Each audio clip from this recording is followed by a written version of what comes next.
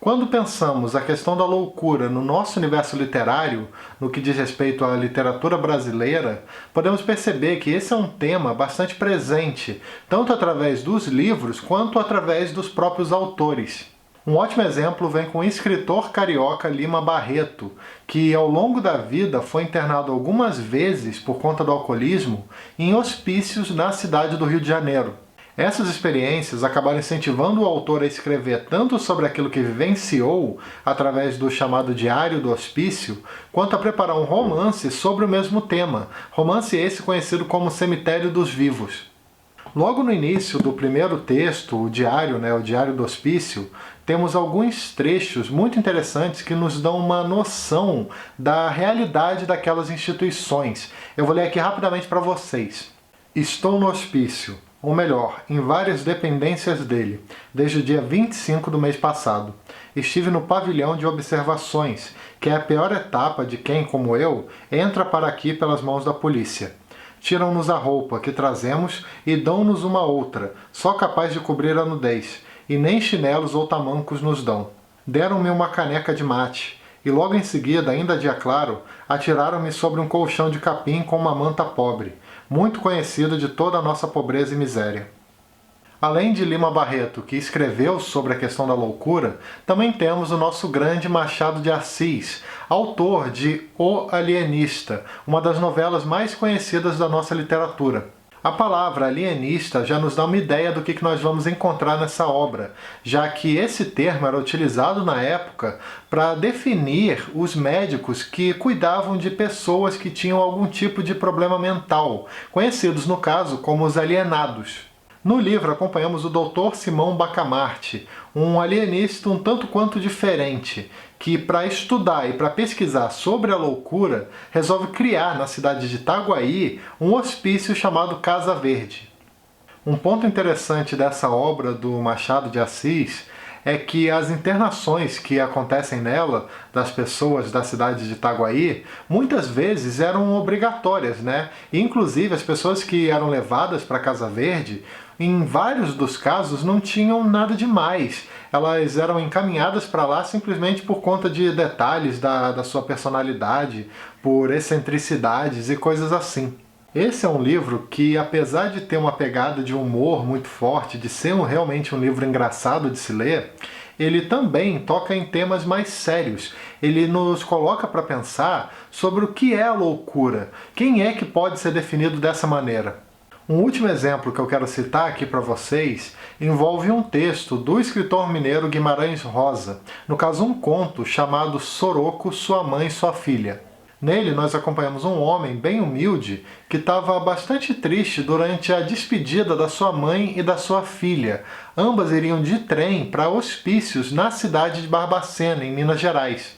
Tem uma parte desse conto que eu vou ler para vocês que nos mostra um pouco melhor essa situação, de como a ida daquelas mulheres para aquele local era praticamente uma viagem sem retorno.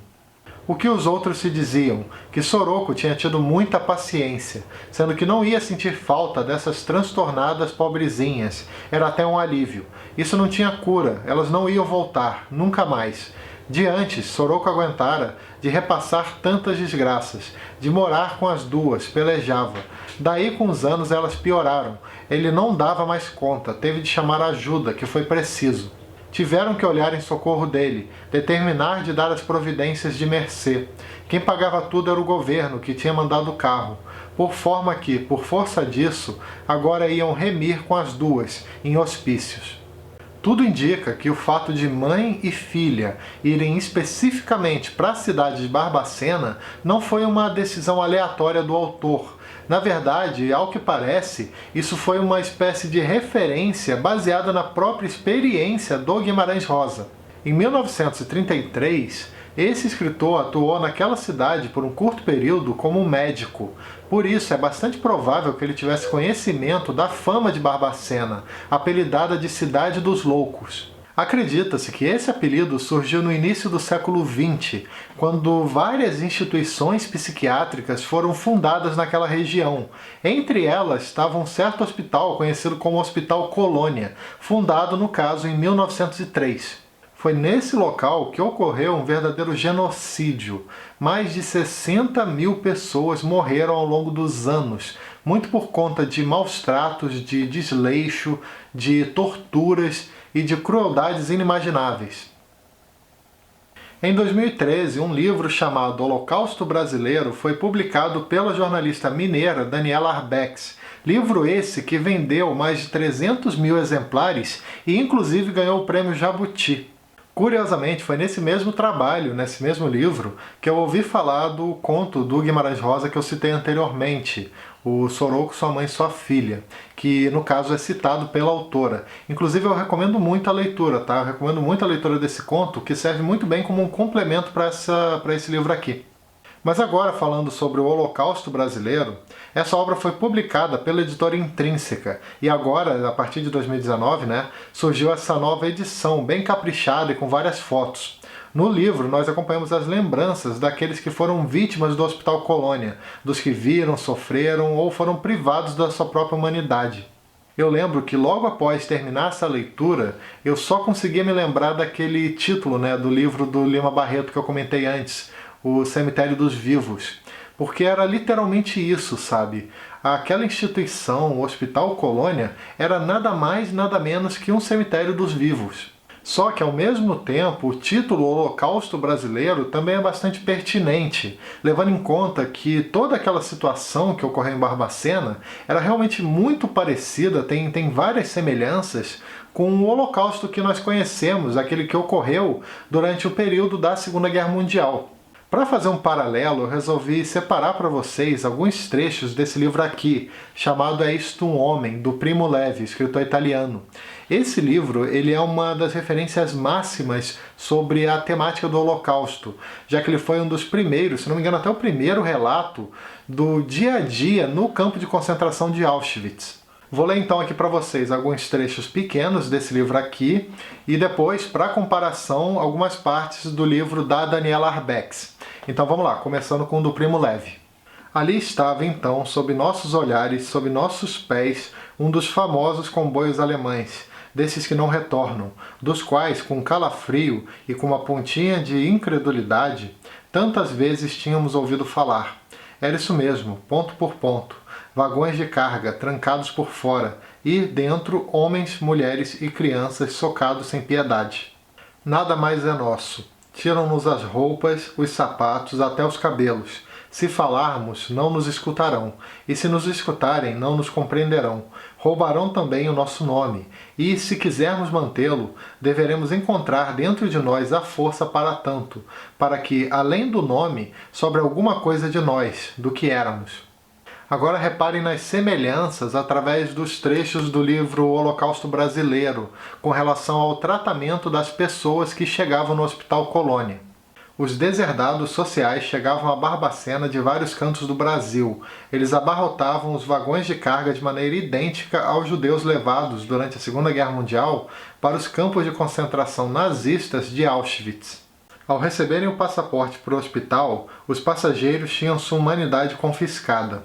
Eram obrigados a entregar seus pertences, mesmo que dispusessem do mínimo, inclusive roupas e sapatos. Todos passavam pelo banho coletivo, muitas vezes gelado.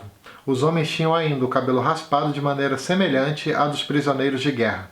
Sem documentos, muitas pacientes do Colônia eram rebatizadas pelos funcionários, perdiam o nome de nascimento, sua história original e sua referência, como se tivessem aparecido no mundo sem alguém que as parisse.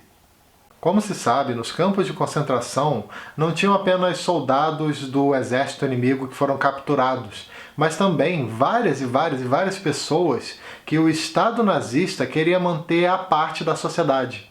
Haviam, por exemplo, judeus, ciganos, deficientes, opositores do regime, homossexuais e qualquer um que não se encaixasse nos padrões estabelecidos pela política nazista.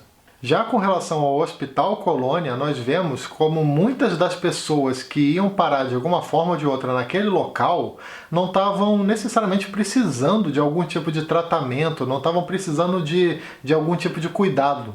Homens, mulheres, crianças que chegavam por lá, várias vezes eram simplesmente pessoas que tinham sido descartadas pelos motivos mais banais possíveis.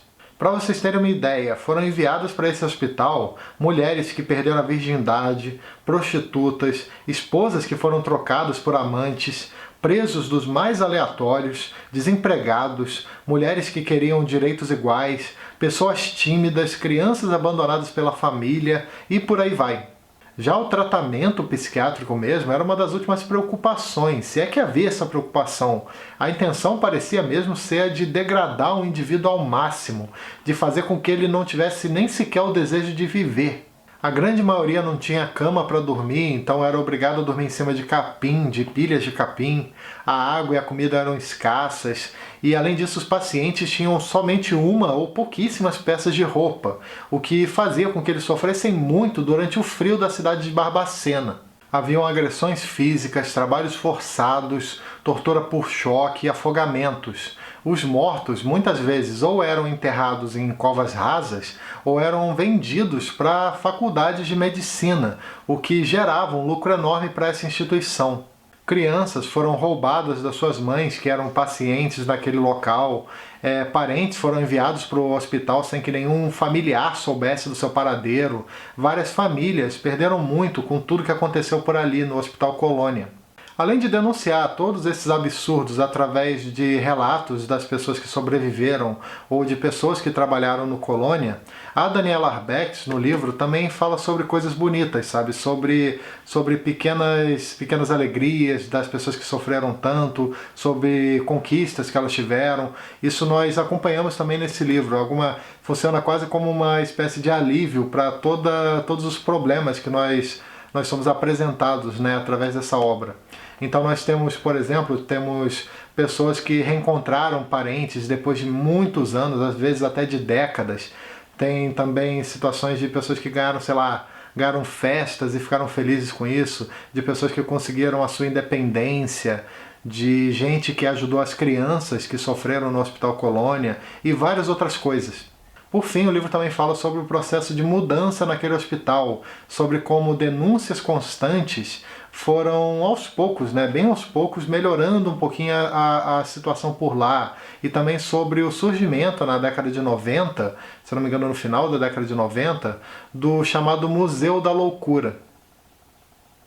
Entre os livros nacionais de não ficção que eu já li, esse aqui sem dúvida nenhuma foi o mais pesado de todos. É impossível não se indignar só de imaginar que algo desse tipo foi aceito, sabe? Que a morte de tanta gente não era algo digno de atenção. Mais de 60 mil pessoas morreram ao longo dos anos. Tiveram períodos em que haviam 16 mortes diariamente. Foram milhares de pessoas que tiveram a sua memória apagada, a sua individualidade ignorada. Eu demorei demais para ler esse livro aqui, sabe? Eu deveria ter lido quando ele saiu, lá em 2013. É o tipo do livro que é obrigatório, principalmente para nós brasileiros. Como eu já comentei outras vezes por aqui, os livros de relatos, eles são excelentes para criar a empatia que nos falta, sabe? Para fazer você sentir um pouco a dor do outro e também para aprender a não aceitar que situações como essas sejam banalizadas. Por esse motivo que, para finalizar o vídeo de hoje, eu recomendo demais a leitura desse livro aqui, O Holocausto Brasileiro. Um livro que, sem dúvida nenhuma, merece muito a nossa atenção. Bom, é isso, pessoal. Espero que vocês tenham gostado da resenha de hoje e aproveito também, como sempre, para lembrar que todo domingo às 18 horas tem vídeo novo aqui no canal. E se você gosta do conteúdo do canal e tem interesse em ajudar de alguma maneira, existem duas formas de fazer isso. Uma é através do Apoia-se, que eu vou deixar o link aqui na descrição. Você pode se tornar um colaborador do Leia para Viver. E a outra forma é através dos links da Amazon, que eu também vou deixar aqui embaixo. Ao clicar nesses links e efetuar qualquer pedido de qualquer coisa no site da Amazon através deles, o canal recebe uma pequena comissão. Vou deixar inclusive o link desse livro que eu falei aqui hoje, O Holocausto Brasileiro. E também não esquece de dar uma curtida, que ajuda bastante o canal, de se inscrever aqui embaixo para ficar sabendo das novidades e também de clicar no sininho para receber as notificações cada vez que eu publicar um vídeo novo por aqui. Também não esquece de seguir o Leia para Ver nas redes sociais, os links estão aqui na descrição. Beleza? Então é isso aí, até o próximo vídeo. Tchau!